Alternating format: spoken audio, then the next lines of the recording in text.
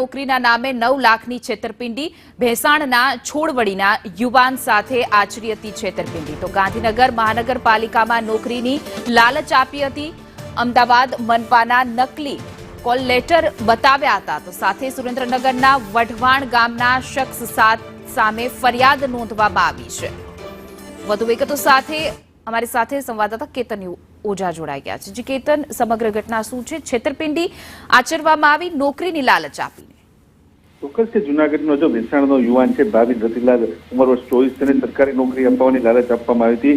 ગાંધીનગરમાં જે છે તેને મ્યુનિસિપાલિટીમાં તેમને નોકરી અપાવવામાં આવશે તે માટેની તેને લાલચ આપવામાં હતી. ભાવિન રતિલાલ નામના શખ્સ પાસેથી રૂપિયા 9 લાખ રૂપિયા તેમને પડાવી લીધા હતા. દેવેન્દ્ર હડિયાલ નામના જે સુરેન્દ્રનગરનો શખ્સ છે તેના છેતરપિંડી આદરી છે. સમગ્ર ઘટના લઈને અમદાવાદનો કોલ લેટર પણ નકલી બતાવવામાં આવ્યો હતો અને ભેસાણ પોલીસ સ્ટેશને વધુ તપાસ હાથ ધરી. જી, સમગ્ર માહિતી બદલ આભાર.